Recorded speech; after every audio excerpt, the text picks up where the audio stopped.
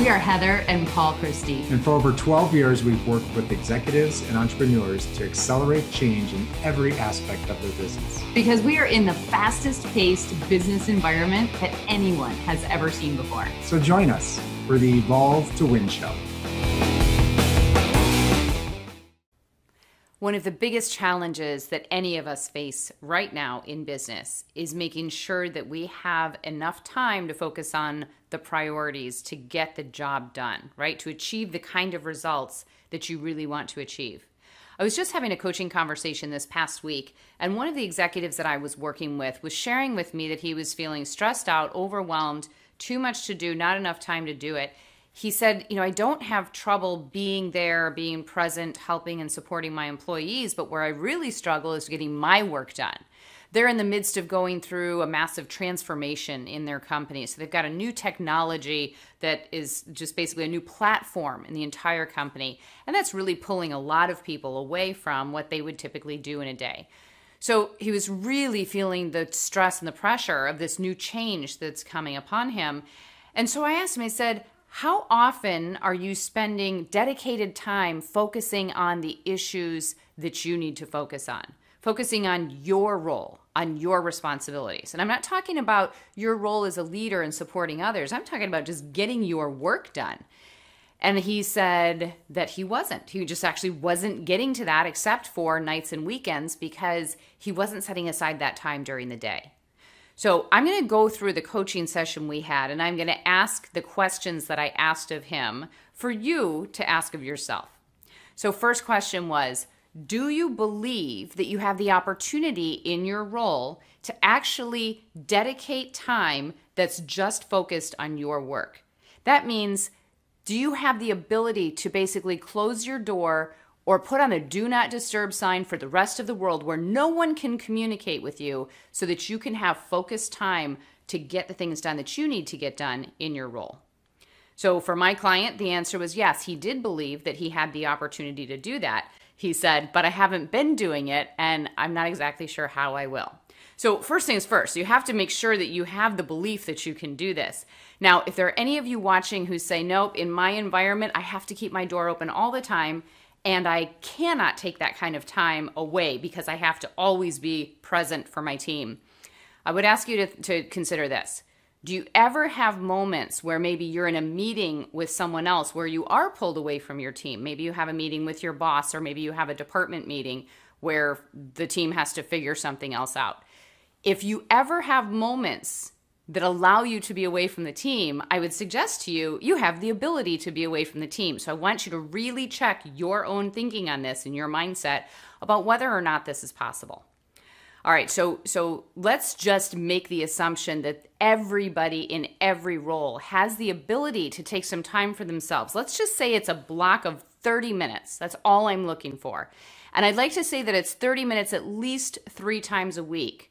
So let's say Monday, Wednesday, Friday.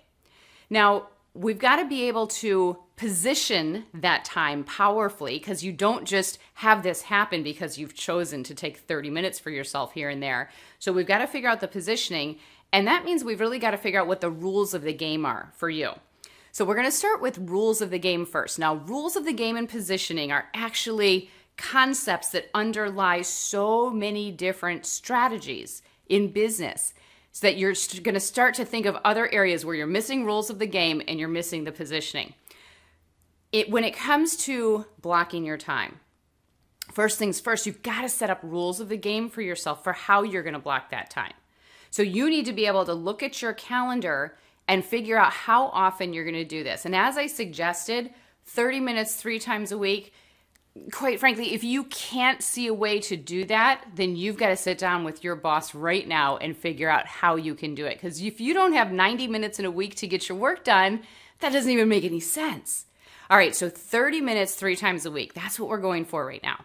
Now, what rules of the game do you set up? Well, first of all, you're going to have to determine where you're going to be able to do this and how you're going to be able to do this. So do you stay in your office environment, or is your office environment so open that you're not going to be able to protect that time?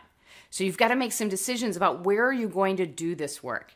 You have to make decisions for yourself, rules of the game, around what are you going to be working on because it's not time to just check email.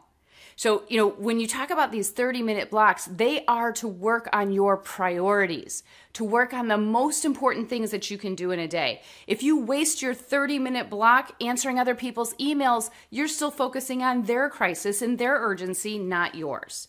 So you've got to get really committed to and set rules for yourself about what that 30 minutes is set aside for. And you've got to stick to them. So what other rules do you need for yourself? How do I protect myself from distraction? Maybe you need to set a rule to have your cell phone off, to have your email off, to have your email notifications off. And please, if you don't already have those off, turn those off. Those email notifications are just a constant distraction. That's another rule of the game that we'll have to set for later on. How do you deal with emails? But for this 30 minutes, you've got to figure out what would derail you from that and set up rules for yourself. Now, the other rules you have to set up are what are the rules that you have to set up for other people? Because probably the way that you've trained people so far is I'm always available and I'll always be there for you and you can interrupt me anytime you choose. That's at least how most leaders do it. So you've got to reframe this and set some rules around who can come and talk to you during this time and why. So the first answer is you can't come and talk to me during this time because this is my focus time. This is my time to get my work done. And I don't ask for much of it, but I need you to support me on this block of time, right? So you've got to come up with the overall mentality of I'm not going to be pulled away from this time. But there may be, and especially depending on your role, you all have different roles and there are different urgencies that could arise. You've got to actually clearly define the rules around what those urgencies are. I usually say, don't come to me unless someone's bleeding, because I know in my world, I absolutely have the ability to protect a block of time because I'm not in the medical profession. There is nobody who is going to die if I don't get to them within a half an hour.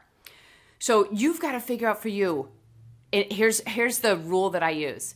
If you're in a meeting with your most important client or with the most important person in your company, maybe you're sitting with the CEO for 30 minutes, what would allow a disruption from that meeting? What would take you away from that meeting? Nothing short of that should take you away from your meeting with you from your 30-minute focus time.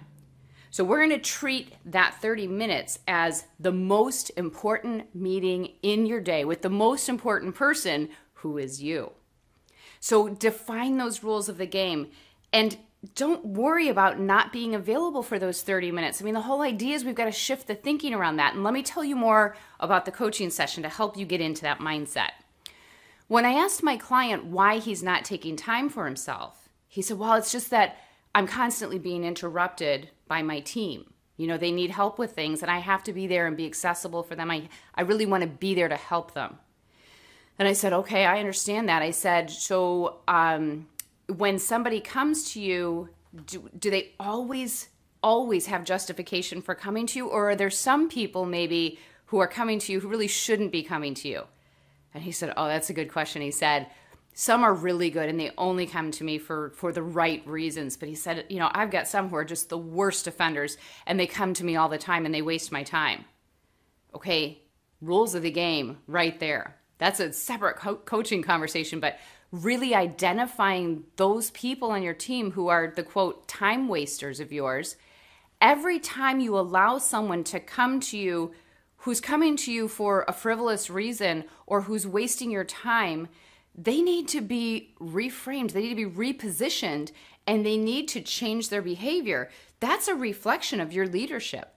If you don't redirect poor behavior, and then you keep getting that same poor behavior, that's on you as a leader. So you have to really identify what are those rules of the game that I need to implement. Now, I asked him, so why is it important to you to always be there and be available for your team? And he said, well, I would never want anybody to think that I was inaccessible. I would never want to be that kind of leader who you couldn't go to. I said, okay, all right, I get that's you want to be someone who's open and available and ready to help at all times. And of course that makes sense. Except at all times means you can't get your work done. And as a leader, you're leading in many different ways. But number one, you're leading by example. And if you don't have time to get your work done, what is the impact? And I want you to ask yourself this same question. When I asked him what the impact was of him not getting his work done, he described a high level of stress. He described the fact that he's not getting work done, which means he's missing deadlines. He described that he's actually facing failure in certain areas. So you think about how much he's taking on, and what kind of position does that put him in as a leader? Not so good. So I said, is that really what you want to train your employees to do? Is never to take time for themselves to get their work done and always be accessible and on demand for anyone for anything? I said, what sort of message are you sending right now about the value of time? And he thought for a minute and he said, I guess I'm sending a message that their time is more valuable than mine. And I said, yeah, I think you are. And I said, and is that really truly the message that you want to send as a leader? And he said, no, I really don't want to send that message. I don't even think that's the correct message. But then he was quick to say, but I don't want anyone to think that my time is more valuable than theirs. I said, okay, that's fine. What message do you want to send? He said, I think we should send a message that our time is equally valuable, that I should respect your time and you should respect mine. So I said, now we're on to something. What rules of the game would you need to set? What sort of example would you need to be to help people understand that everybody in business should have time to focus, to solely focus and not get distracted so that they can get their work done? So I want you to set your rules of the game. I want you to actually use the worksheet that's provided and write down what are the rules that you would come up with. What would you need to do to protect 30 minutes of time, 3 days a week? Start there. Hopefully you can expand on that. You should be taking 30 minutes of time at least a couple of times a day, at least.